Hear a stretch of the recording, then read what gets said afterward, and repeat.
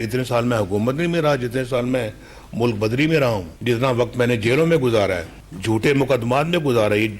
वो मुकदमे देखे उनका क्या हशर हुआ है। वज़ीर आज़म सुबह वज़ीर आज़म है तो रात को भाई हाईजैकर कैसे बन गया। सिर्फ ये था मकसद कि जी वज़ीर आज़म को फारिग किया जाए, क्योंकि एक सेलेक्टेड बंदे को लेकर आना था। जो 2018 में हमें RTS बंद करवा के जो हुकूमत लाई गई थी, क्या वो एक मोटरवे भी नहीं बना सकी। कराची में कोई काम नहीं हुआ, पीने का साफ पानी तक नहीं। कराची में अमन कायम किया लेकिन वोट किसी और को गया। काम हम करें, वोट किसी और को जाए, ये अच्छी बात नहीं। कराची वाले अपने गिरेबान में झांक कर देखें। नून लीग के कायद नवाज शरीफ का पार्लिमानी बोर्ड से खिताब। कहा 1999 में सुबह वजीर आजम था, शाम को हाईजैकर बन गया। सोचा नहीं था बेटे से तनख्वाह ना लेने पर निकाल दिया जाएगा। एक सिलेक्टेड को लाने के लिए मुझे निकाला गया। RTS बैठाकर जो हुकूमत लाई गई वो एक मोटरवे तक नहीं बना सकी। हमने सिंध में कोयला निकालकर प्लांट लगाया और बिजली बनाई। मेरे दौर में मुल्क खुशहाल था। कुछ साल में G20 में शामिल हो जाते। चित्राल में टनल हमने बनाई। वोट जमाते इस्लामी को दे दिया। यहाँ का गम है, यहाँ में दुख है। लोगों ने यहाँ लोगों को भुलाया हुआ है, यहाँ के जवान भाइयों को भुलाया हुआ है, यहाँ के लड़कों को भुलाया हुआ है और वो भूल में उनके साथ चल रहे हैं। और मैं चाहता हूँ कि वो वापस आए। मैं चाहता हूँ कि सब वापस आए, सब अपने अपने घर रहें। हम उनकी यहाँ बैठ के खिदमत करेंगे। इंशाल्लाह ये दूसरे मुल्क हमें नहीं पाल सकते, ना संभाल सकते। इस्लामाबाद ने बलूचिस्तान को पाकिस्तान समझा ही नहीं। हमारे लिए पहले बलूचिस्तान और बाकी सूबे बाद में है। अवाम मेरा साथ दें तो सबको संभाल लूंगा। साबिक सदर आसिफ जरदारी का तुर्बत में वर्कर्स कन्वेंशन से खिताब। कहा बलूचिस्तान के हर डिस्ट्रिक्ट में यूनिवर्सिटी और कॉलेज बनाएंगे, मेडिकल कॉलेजेस और मेडिकल यूनिवर्सिटी और अस्पताल भी बनाएंगे। ये सब काम अवाम की ताकत के जोर से होंगे। बातचीत के लिए सियासी जमातों के दरवाजे हमेशा खुले रहते हैं। साबिक वज़ीर दाखिला सरफराज बुगटी पीपल्स पार्टी के जयाले बन गए। वर्कर्स कन्वेंशन में शमूलियत का ऐलान। कहा मेरे लिए एजाज की बात है पीपल्स पार्टी में शामिल हो रहा हूं।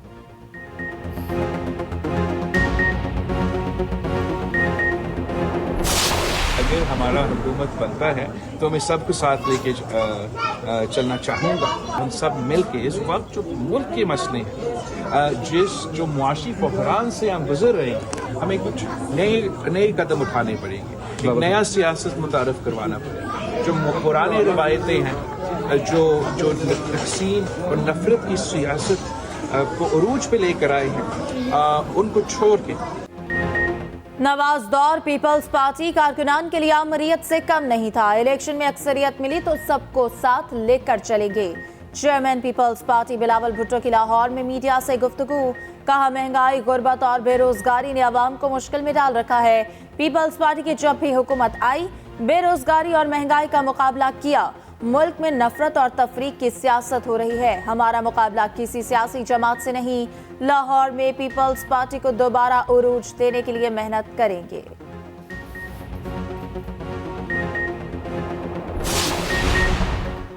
PTI इंट्रा पार्टी इलेक्शन के खिलाफ केस का फैसला महफूज। इलेक्शन कमीशन ने फरीकैन के दलाइल मुकम्मल होने पर फैसला महफूज किया। दौरान समाअत वकील PTI बैरिस्टर अली जफर ने कहा आइन में इंतखाबात का तरीकाकार पार्टी पर छोड़ा गया। इलेक्शन कमीशन के फैसले के मुताबिक जो पार्टी मेंबर नहीं वो पार्टी के फैसले चैलेंज नहीं कर सकता। अकबर एस बाबर के वकील ने दोबारा इंट्रा पार्टी इंतखाबात कराने की इस्तदा कर दी।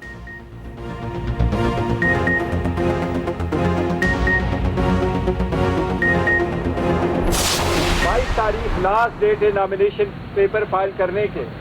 अगर हमारे कैंडिडेट अपने नॉमिनेशन फॉर्म पे लिखते हैं कि मैं PTI से बिलोंग करता हूं और तब तक आप हमारे सर्टिफिकेट का इजरा नहीं करते तो एक बहुत बड़ा रिस्क होगा कि हमारे कैंडिडेट फिर एज इंडिपेंडेंट कैंडिडेट के तौर पे आप मानेंगे। इलेक्शन जो हमने कराए वो PTI ने अपने आइन, अपनी कॉन्स्टिट्यूशन, अपना कानून, जो इलेक्शन का कानून 2017 का है, जो इलेक्शन कमीशन ऑफ पाकिस्तान ने रूल्स बनाए हैं, उनके मुताबिक कराए। हर एक को पता था मीडिया में कि किस दिन नॉमिनेशन पेपर फाइल करने हैं। हर एक को पता था मीडिया में कि किस दिन इलेक्शन है।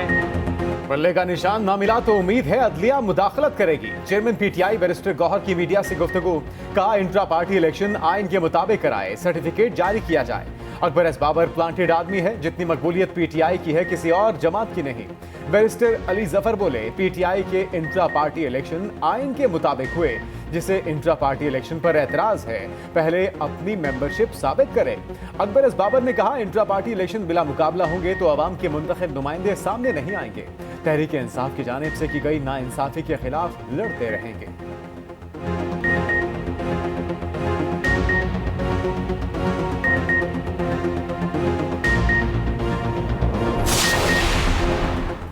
बानी चेयरमैन पीटीआई 25 मई जलाओ घेराव केस से बरी। सिविल जज ने बरियत की दरखास्त मंजूर कर ली। दूसरी जानिब तौहीन इलेक्शन कमीशन केस का जेल ट्रायल फौरी रोकने की इस्तदा मुस्तरद। लाहौर हाईकोर्ट ने इलेक्शन कमीशन और दीगर फरीकैन को नोटिस जारी करके जवाब तलब कर लिए। इलेक्शन कमीशन ने अदालत को जेल ट्रायल से मुतालिक नोटिफिकेशन से आगाह कर दिया। उधर गैर शरई निकाह केस भी अडयाला जेल में सुना जाएगा। District and session court Islamabad ने फैसला सुना दिया। फैसले में कहा, गैर शरई निकाह केस का जेल ट्रायल ओपन होगा।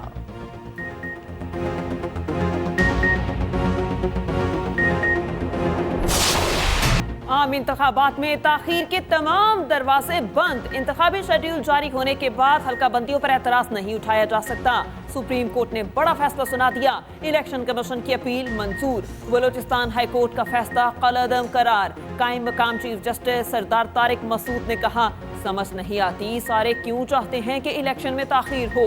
मुल्क में इलेक्शन हो लेने दें। बलोचिस्तान हाई कोर्ट ने इलेक्शन कमीशन की 2 हल्का बंदियां तब्दील की थी।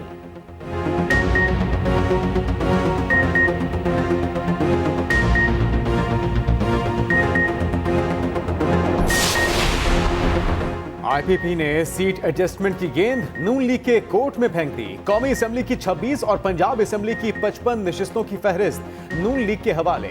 आईपीपी क़यादत को नून लीग की जानिब से नतीजा खेज जवाब का इंतजार। नून लीग ने मुशावरत के लिए वक्त मांग लिया। आईपीपी के मुतालबात पर नवाज शरीफ और शहबाज शरीफ को ब्रीफिंग दी जाएगी। नवाज शरीफ और शहबाज शरीफ आईपीपी के साथ सीट एडजस्टमेंट का हतमी फैसला करेंगे।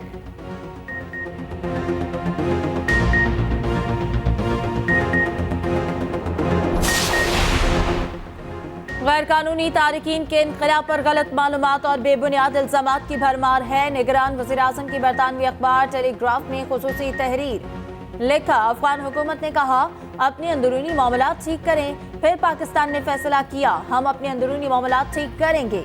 बरतानिया, फ्रांस, जर्मनी और इटली समेत मुख्तलिफ ममालिक भी गैर कानूनी तारिकीन के मसाइल से दो चार हैं। हमारा मकसद पाकिस्तान को महफूज, पुरअमन और खुशहाल बनाना है।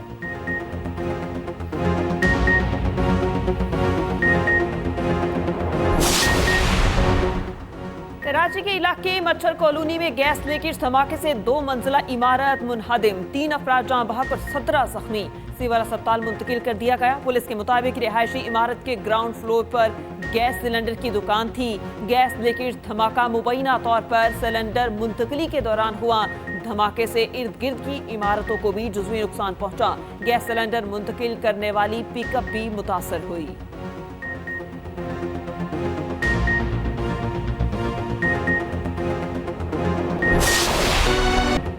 गाजा पर इजरायली जाहरियत का सिलसिला न रुक सका। जबालिया कैंप पर बमबारी से मजीद 90 फलस्तीनी शहीद, सैकड़ों जख्मी।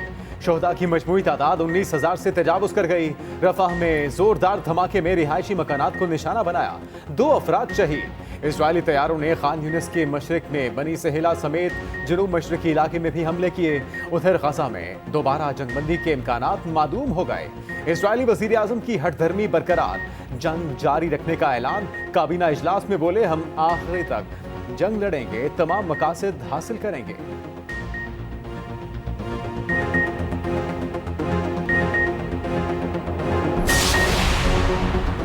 फलस्तीनियों के साथ इज़हार यकजहती के लिए दुनिया भर में एहतजाजी मुजाहरे जारी। अमरीका, बरतानिया, आयरलैंड, स्पेन, जर्मनी, फ्रांस, तुर्की में हजारों अफराद सड़कों पर।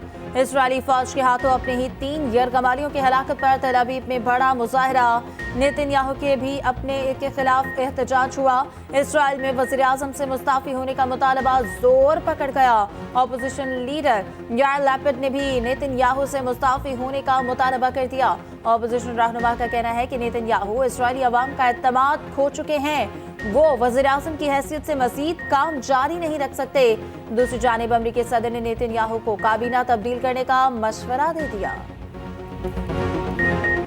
बेनज़ीर भुट्टो ने थर के कोयले से बिजली बनाने का मुआहिदा किया। नवाज शरीफ हुकूमत में आए तो ये मंसूबा पसे पुश्त डाल दिया गया। 2008 में पीपी हुकूमत ने थर कोल के लिए काम शुरू कराया। साबिक वज़ीर आला सैयद मुराद अली शाह का नवाज शरीफ के बयान पर रद्द अमल कहा। नवाज शरीफ ने अपनी तकरीर में कराची के अमन अमान की बात की। बुनियादी तौर पर अमन अमान का मामला सूबाई है, रेंजर्स ने हमारा साथ दिया था।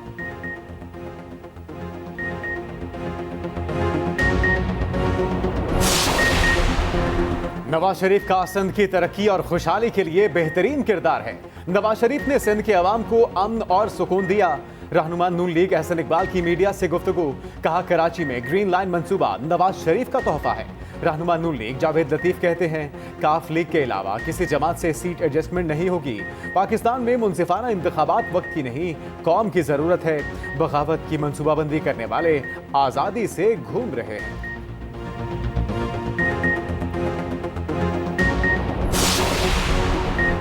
जिस दिन नवाज शरीफ ने दानियाल अजीज को डांट पिलाई में कराची में था। रहनुमा नून लीग अयाज सादिक कहते हैं कि एहसन इकबाल पार्टी के सीनियर रहनुमा हैं। दानियाल अजीज को पार्टी डिसिप्लिन में रहना चाहिए। दानियाल अजीज का तरीका ठीक नहीं था। मरियम नवाज पार्टी में मुतनाज़ शख्सियत नहीं, लोग छोटी बातें करते हैं, ऐसा नहीं करना चाहिए।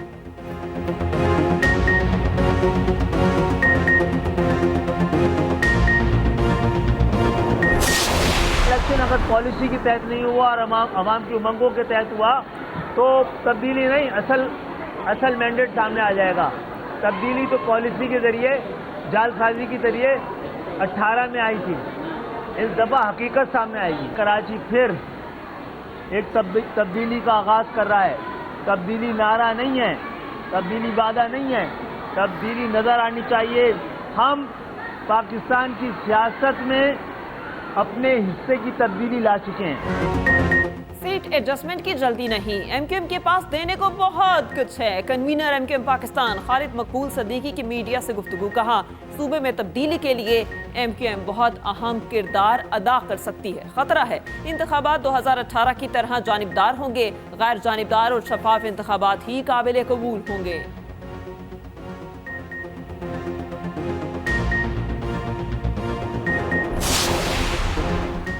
सुप्रीम कोर्ट से अभी तक तौहीन अदालत का नोटिस नहीं मिला। तर्जुमान बानी chairman PTI barrister Umar Niazi कहते हैं हमारी पिटीशन इलेक्शन में ताखीर नहीं, लेवल प्लेइंग फील्ड की थी। सुप्रीम कोर्ट में बाकायदा जवाब दाखिल करेंगे।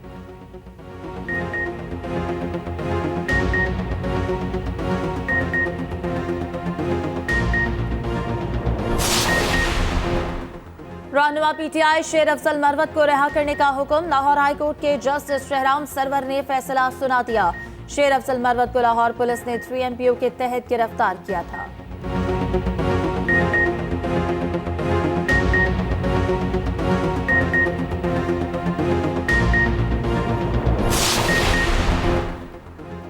सबको मिलकर कायदे आज़म के पाकिस्तान के लिए काम करने चाहिए। निगरान वज़ीर इत्तला सिंध अहमद शाह का कराची में तकरीब से खिताब, कहा मिलकर काम करें ताकि सब लोगों को बराबर के हकूक मिल सके।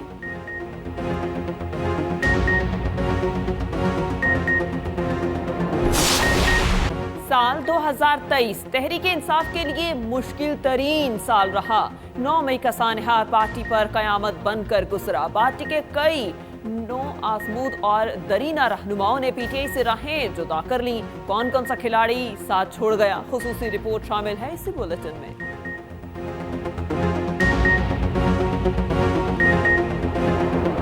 पाकिस्तान वुमेन टीम ने तारीख रकम कर दी। न्यूजीलैंड वुमेन को पहली बार आसाब शिकन वनडे मैच में शिकस्त दे दी। 251 रन पर पहले मैच टाई किया और फिर सुपर ओवर में 3 रन से कामयाबी समेट ली। न्यूजीलैंड ने सीरीज 2-1 से जीत ली।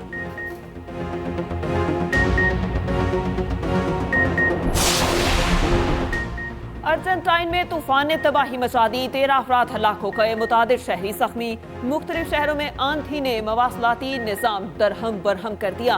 कई घरों की छतें उड़ गईं। ब्यूनस आयर्स एयरपोर्ट पर खड़े 2 तैयारे आपस में टकरा गए।